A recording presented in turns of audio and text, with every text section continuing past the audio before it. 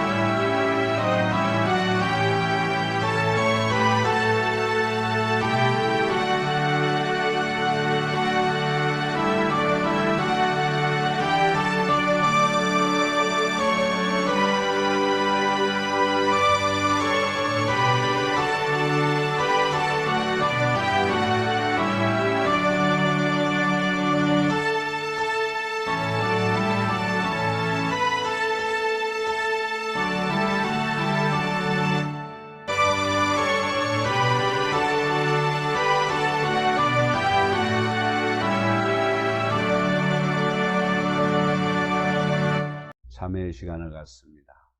하나님은 우리가 구하기 전에 우리가 필요한 것을 알고 계십니다. 그렇다면 우리가 간절히 구해야 할 것은 우리 자신을 위하여 무엇인가를 이루려 하기보다는 하나님의 뜻을 이루기 위하여 우리가 무엇을 할 것인가를 구하는 노력이 우선되어야 합니다. 그렇게 살지 못하는 이유가 무엇인가를 성찰하는 기도를 계속합시다.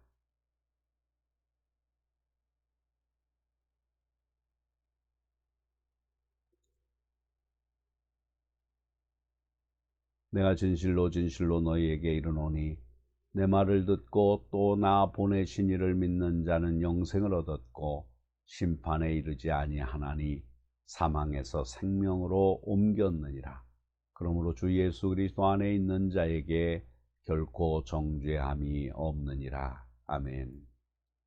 오늘 우리에게 주시는 말씀은 에베소서 6장 18절 말씀입니다. 모든 기도와 간구를 하되 항상 성령 안에서 기도하고 이를 위하여 깨어 구하기를 항상 힘쓰며 여러 성도를 위하여 구하라. 신자이건 불신자이건 마음속으로 빌지 않는 사람은 아무도 없습니다. 누구나 어떤 형태로든 기도를 한다는 것입니다. 그러면 어떤 때 기도를 합니까? 어려울 때 기도합니다. 보통 때나 일이 잘 될 때는 기도하지 않습니다. 일반적인 사람들이 그렇습니다. 그러나 성도들은 그렇게 해서는 안 됩니다. 바울은 쉬지 말고 기도하라고 했습니다. 항상 기도함으로 성도들은 어려움을 헤쳐나갈 힘을 얻게 되는 것입니다. 특히 모든 시와의 기초가 되는 가정에서부터 쉬지 않고 기도한다면 우리가 접하는 오늘의 복잡한 문제들은 훨씬 헤쳐나가기가 쉬울 것입니다.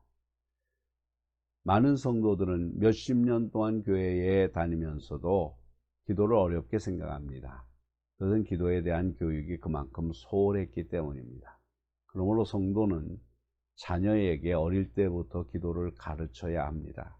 그렇다면 자녀에게 어떻게 기도를 가르쳐야 할까요?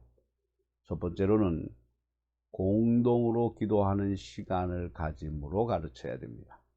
부모는 가정에 문제가 있든 없든 자녀와 함께 기도하는 시간을 갖도록 해야 합니다. 문제가 있으면 문제를 놓고 집중적으로 기도해야 됩니다. 특별히 가정의 문제만을 놓고 기도하는 것이 아니라 국가나 사회, 주변의 사람들을 위해서도 기도하도록 해야 합니다. 그럼으로써 자녀에게 혼자서만 살아가는 것이 아님을 가르쳐야 합니다. 주님은 두세 사람이 내 이름으로 모인 곳에는 나도 그들 중에 있느니라 라고 했습니다. 함께 모여서 기도함으로 하나님의 임재를 체험하고 기도의 자세와 방법도 가르칠 수 있는 것입니다. 두 번째로는 개인적으로 기도하는 시간을 가져야 됩니다. 어느 누구든 개인적인 문제를 가지고 있지 않는 사람은 없습니다. 개인적인 깊숙한 영혼의 문제들이 상담으로 해결되는 것은 아닙니다. 그러기에 하나님과 자신만의 은밀한 대화는 성도로서 필수적인 것입니다. 어린 자녀라고 해서 문제가 없으리라고 생각하지 마십시오. 그들은 어른들이 생각지 못하는 문제를 안고 고민할 수도 있는 것입니다. 그리고 그러한 문제들을 가지고 자녀들이 하나님과 깊숙한 영혼의 대화를 함으로써 더욱 성실하고 사려 깊은 자세로 삶을 영위해 나갈 수 있는 것입니다. 뿐만 아니라 개인적인 기도의 시간은 세상에서 흔들리지 않고 성숙한 주의 자녀로 자라날 수 있도록 인도해 줄 것입니다. 그러므로 성도는 자녀들이 개인적으로 기도할 수 있도록 권면하고 이끌어야 합니다. 이것은 부모로서의 의무이며 또한 책임입니다. 주님은 우리에게 기도를 가르치셨습니다. 그런데 그 기도는 말만이 아니라 행위를 포함하는 것이었습니다. 주님은 십자가에 못 박히기 전에 중요한 결단의 기도를 했습니다. 그 기도는 자신의 의지가 아닌 하나님의 의지에 맡기는 기도였습니다.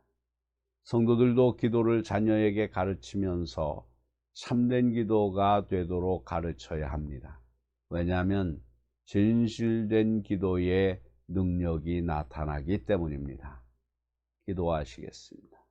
주님, 우리가 이웃을 대할 때 마땅히 공경하고 그들의 권위나 권리에 순종해야 할 때에 무례와 오만으로 대한 적이 없는지 반성케 하옵소서.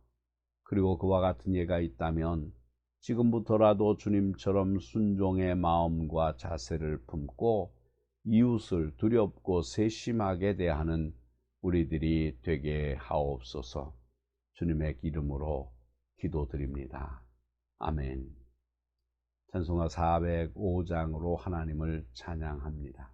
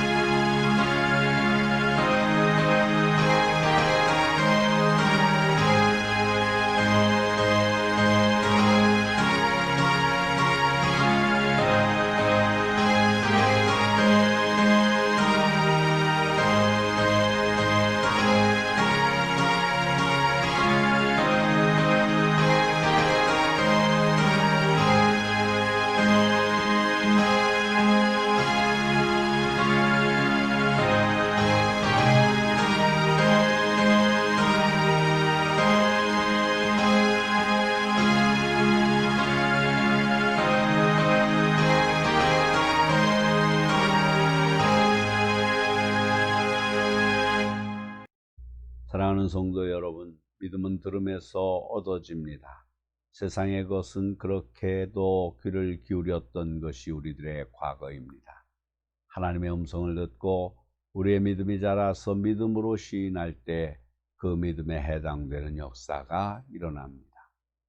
이번 한 주간 믿음 없는 자신을 탓하지 않고 오히려 주님을 원망한 지난날의 삶을 돌아보면서 조용히 회개하는 시간을 가져보십시다.